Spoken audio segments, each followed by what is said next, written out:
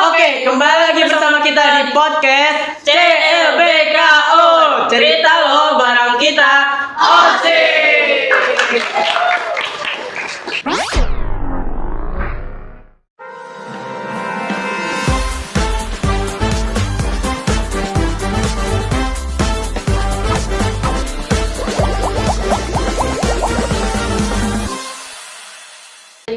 Nah, udah sekian lama nih podcast CLBKO nggak dimulai lagi. Nah, hari ini kita kedatangan tamu dari peserta didik terbaik MPLS. Nah, sebelum itu perkenalkan dulu nih. Perkenalkan, nama saya Fadil Nur Haki. Perkenalkan, nama saya Khalid Diksa. Dan di sini bintang tamunya adalah Pahlawan Kiswasaini, peserta didik terbaik MPLS. Oke, beri tepuk tangan.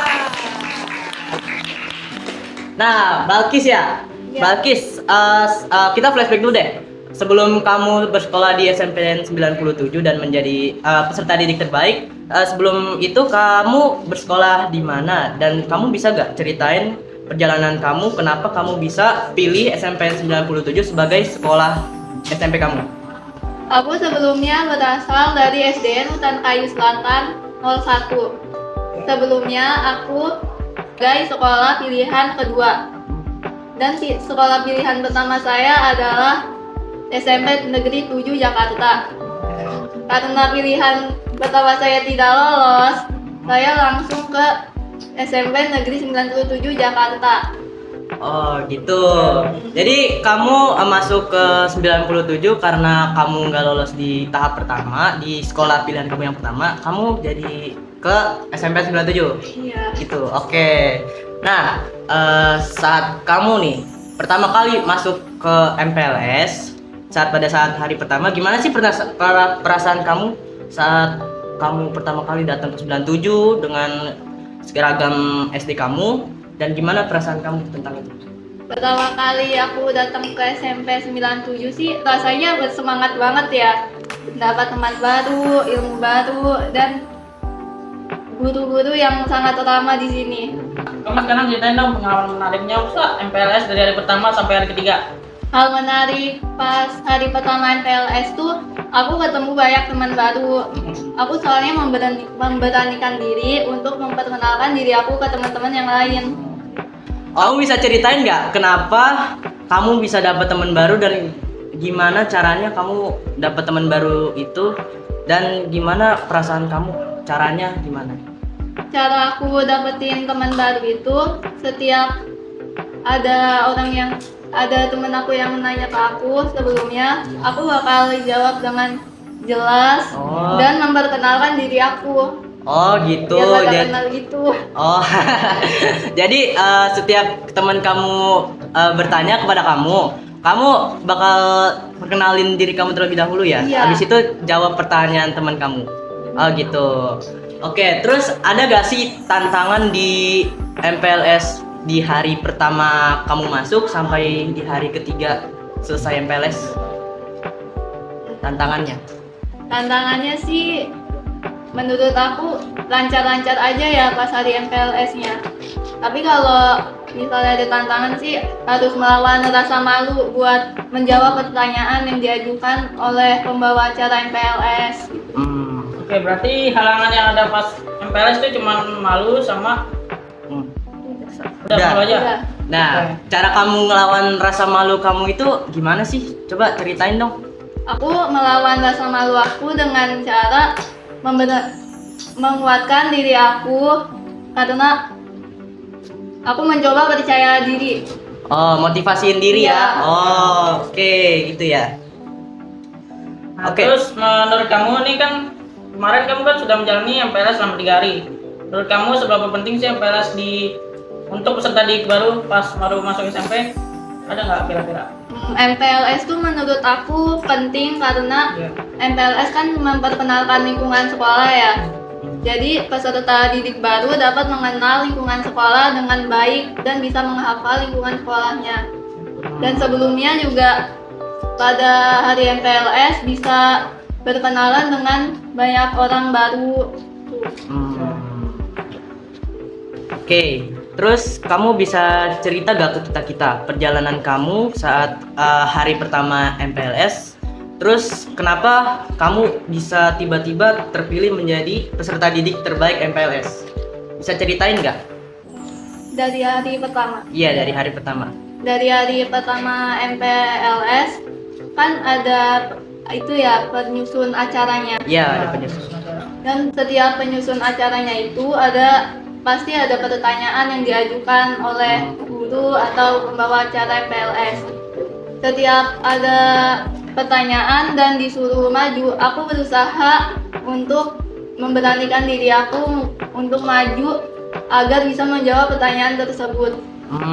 Oke. Jadi kamu terpilih sebagai peserta didik terbaik MPLS karena kamu menjawab pertanyaan dari guru-guru fasilitator ya? Ya, karena aku aktif juga bertanya setiap ada kegiatan MPLS. Oh, jadi kamu kalau ada guru bertanya nih ke kamu, gimana sih cara kamu bisa menjawab pertanyaan dari guru tersebut? Langkah pertama sih aku itu ya angkat tangan aku biar gurunya tahu aku mau jawab. Iya. Dan langkah kedua itu aku berusaha meyakinkan diri aku untuk percaya diri. Oh gitu ya. Sebelum kamu maju ada gak? Gimana caranya kenapa kamu kok bisa jawab pertanyaan dari guru fasilitator kamu? Maksudnya gimana cara kamu memahami materi yang diberi oleh guru fasilitator? Kalau biasanya tuh pertanyaan MPLS itu pertanyaan umum ya yang diajukan. Tapi ada juga beberapa yang aku nggak tahu. Jadi aku nggak mengajukan diri untuk menjawab pertanyaan tersebut. Oke. Jadi kamu menjawab pertanyaan yang kamu tahu aja ya? Iya. Oke. Ada nggak? Oke nih, kira-kira ada nggak menurut kamu dari MPLS, bagian dari MPLS yang penting untuk kedepannya di sekolah SMP 97 Jakarta ini? Kira-kira ada nggak? Ada sih. Ya, yang pertama itu pastinya lingkungan sekolah yang harus dikenal dulu pas masa MPLS. Dan juga pas masa MPLS tuh diperkenalkan juga kan guru-gurunya, semua guru-gurunya. Oh, gitu ya. Iya. Oke. Menurut kamu lingkungan SMPN 97 dan guru-guru yang ada di sini cocok gak sih dengan karakter kamu? Cocok banget, malahan aku bersyukur gak jadi masuk ke SMP Negeri 7. Oh. Gitu ya. Jadi menurut kamu lingkungan yang ada di sini, teman-teman yang ada di sini, terus guru-guru yang ada di sini cocok dengan kepribadian kamu ya? Iya, apalagi sekolah SMP 97 itu sekolah ramah anak ya. Iya, betul. Oke, tadi kan kamu bilang kamu bisa lawan rasa malu pas lagi ngomong depan teman-teman kamu, depan fasilitator kan? Bagaimana cara kamu membangun hubungan yang baik dengan teman-teman kamu saat MPLS? Kalau membuat hubungan yang baik dengan peserta MPLS itu, aku berusaha mencocokkan diri aku dengan kepribadian mereka. Berarti kamu kayak nyocokin nama lingkungan kamu ya? Iya, walaupun itu nggak sesuai sama diri aku. Oh. Saat kalian sedang materi MPLS, apa sih materi yang kamu ingat dari MPLS yang sudah kamu ikuti? Kalau di MPLS itu materinya itu kan kebanyakan soal bullying sama kekerasan di sekolah kan. Iya. Iya, jadi aku ingatnya cuma kekerasan di sekolah sama peraturan visi misi sekolah 97. Gitu. Kamu tahu gak apa aja sih peraturan yang nggak boleh dilanggar di 97, terus cara kamu jalanin peraturan yang ada di 97 itu kayak gimana? Kalau beberapa peraturan di SMP 97 yang aku ingat itu ada dilarang bullying ya. Iya, betul. Ya. Terus cara aku menaati peraturannya itu, aku kayak nggak boleh sirik sama orang, sama nggak boleh terlambat. Oh, nggak boleh, ya, Iya. betul, nggak boleh terlambat masuk ke sekolah. Terus apa sih materi favorit yang ada di 97 saat MPLS menurut kamu? Selama 3 hari itu. Materi favorit aku sih tentang bullying sama apa ya, remaja. Kenapa kamu bisa membuat materi itu sebagai materi favorit kamu? Karena aku sebelumnya udah tahu banyak tentang kasus bullying sama tentang remaja. Oh, apa yang kamu tahu tentang bullying dan kasus remaja itu? Kalau bullying kan kekerasan yang dilakukan kepada teman maupun verbal dan non verbal kan. Iya. Ya. Oh, gitu. Yang soal remaja itu. Kalau remaja itu pubertas. Pubertas, Iya. ya. Terus kamu pernah gak sih ngelihat temen kamu gitu kena bully atau jangan-jangan amit-amit ya kamu yang jadi korban bullyingnya? Ada nggak kira-kira Ada nggak? pengalamannya? Pengalaman? Dari SD gitu. Oh SD. Iya. Kalau SD sih ada ya, temen aku pernah dijauhin satu kelas. Oh, gara-gara kenapa? Gara-gara dia caper sama cowok. Aduh. Tapi aku nggak ikut jauhin ya kak. Oh iya ya, justru kalau ada teman kita yang dibully kita harus bantu ya, kita harus Iya. nge-up diri mereka supaya tidak down gitu ya. Aku juga sempat lapor ke guru waktu temen aku dijauhin sama dibully di media sosial. Oh sampai Sampai ke dibully ke media. medsos. Iya. Wah, berarti udah sampai ini ya. TK. Nah, saat kamu melihat teman kamu yang lagi dibully itu, gimana sih cara kamu ngatasin bully tersebut supaya tidak terjadi lagi? Cara pertama aku mengatasi temen aku yang dibully itu, aku pernah lapor ke guru untuk menangani kasus bullying di kelas 1 dan memperingati pembuli tersebut agar tidak mengulangi kasus yang sama lagi. Oh, jadi kamu sebagai pembela ya dari korban tersebut ya? Iya. Oke. Terus saat kamu MPLS kan kamu kan mendapatkan materi dari guru fasilitator ya. Terus kamu juga dikenalin nih dengan ruangan-ruangan dan lingkungan yang ada di 97. Nah, kamu saat kamu sedang berkeliling di lingkungan SMP 97, menurut kamu lingkungan 97 itu kayak gimana sih? Terus ruangan-ruangannya pada bagus atau enggak? Menurut kamu kayak gimana? Menurut aku ruangan di SMP 97 itu sangat ramah ya, dan juga bagus. Maksudnya kayak fasilitasnya lengkap, ada laboratorium, terus ruang OSIS. Oh gitu. Berarti fasilitasnya lengkap ya buat anak SMP yang sekarang ini yang belajarnya udah berbagai variasi lah. Ya, cukup luas juga sekolah di SMP 97 ini. Ya gitu. Terus kan saat MPLS hari ketiga, terus kita kan mengadakan demos eskul ya. Iya. Nah terus penampilan setiap eskul, terus apa sih eskul yang menurut kamu cocok untuk kamu gitu, dan kenapa kamu cocok dengan eskul tersebut? Aku pertama kali lihat ekskulnya itu langsung minat ke PMR sih. PMR kenapa? Iya. Soalnya aku juga udah pernah belajar tentang PMR di lingkungan rumah aku. Oh di lingkungan rumah kamu seperti Iya. apa? Kayak mama aku kan kader posyandu. Oh kader posyandu. Iya. Ya jadi kayaknya ada sangkut pautnya gitu sama PMR. Oh jadi kamu mengikuti jejak mama kamu ya? Iya. Terus kamu kan eskulnya PMR, terus harapan kamu di eskul PMR itu kayak gimana sih? Kamu mau kayak gimana sih di eskul PMR itu? Di ekskul PMR itu aku berharap kalau pas upacara nggak pernah ada yang pingsan. Oh, soalnya juga setiap upacara juga ada aja ya peserta didik yang pingsan ya, karena apa kurang makan lah atau nggak sarapan, iya nggak sarapan dari rumah gitu. Terus nih, Nah tadi kan kita udah ngebahas tentang ekskul yang kamu inginkan. Nah sekarang kamu ada niatan nggak sih kira-kira pengen jadi OSIS atau menjadi belajar berorganisasi di SMP 97 ini? Aku dari awal udah minat mau jadi OSIS sih, tapi kalau bisa mau jadi ketua OSISnya. wih, ini adalah calon ketua OSIS SMP 97 Jakarta. Amin. Amin, amin ya, amin. Nah, terus ada gak sih yang pas kata MPLS, ada gak sih fasilitator OSIS kamu yang kamu suka gitu dengan cara penyampaian materinya, terus dengan cara bercandanya, ada yang kamu suka kan?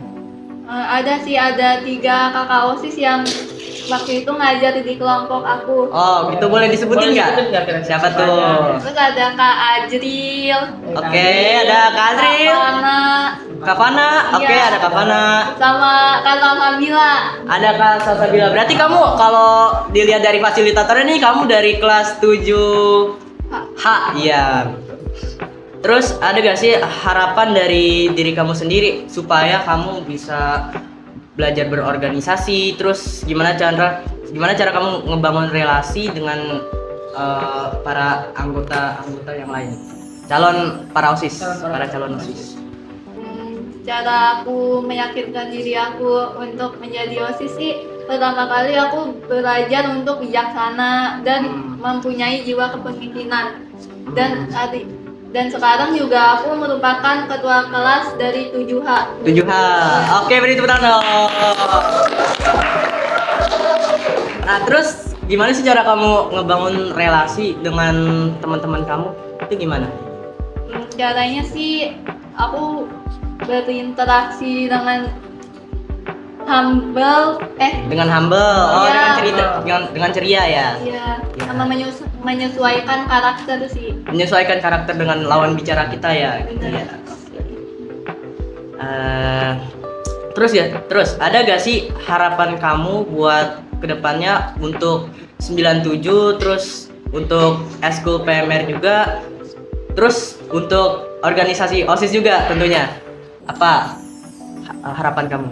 Harapan aku untuk SMP 97 itu semakin banyak siswa yang berprestasi dan berbakat. Amin.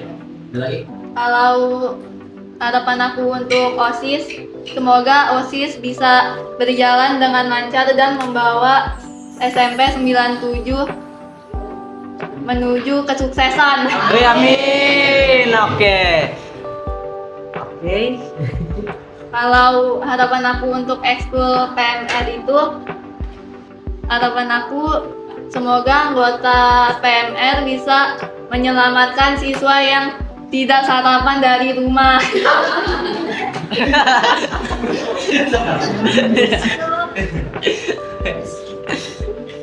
Dari kakak OSIS yang lain ada gak sih pertanyaan dari kalian yang untuk Balkis ini?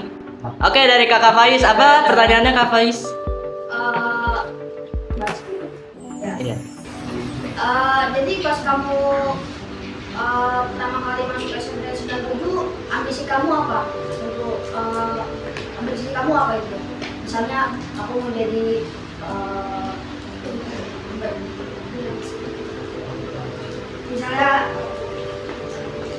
misalnya menjadi murid yang paling berprestasi atau ya OSIS mungkin. Udah. Aku berharap bisa menjadi siswa yang dapat membawa nama baik SMP 97 dan menjadi ketua OSIS yang bijaksana. Amin. Nah, untuk mencapai ketua OSIS itu ada gak sih tokoh atau figuran di balik layar yang mendukung ambisi kamu untuk mencapai ambisi tersebut? Aku terinspirasi jadi ketua OSIS itu dari saudara aku. Karena saudara aku merupakan ketua OSIS yang sangat bijaksana dan kerjanya becus. Dari orang tua kamu mungkin ada gak? Kalau orang tua aku itu selalu support apapun hal yang aku minati sih. Oh gitu. Ya. Oke, pertanyaan dari kami. Oke, untuk kalian jangan lupa subscribe OSIS SMP 97 Jakarta dan follow IG akunnya. Dan ada di sini nih, ada di sini. Nah, terus jangan lupa kalian like, subscribe dan share video ini. Oke? Terima kasih. Terima kasih juga untuk Balkis ya. Ada sepatah dua patah untuk penonton yang ada di rumah. Jangan lupa like dan subscribe channel OSIS SMP 97 Jakarta. Oke, terima kasih Balkis. Dadah semuanya.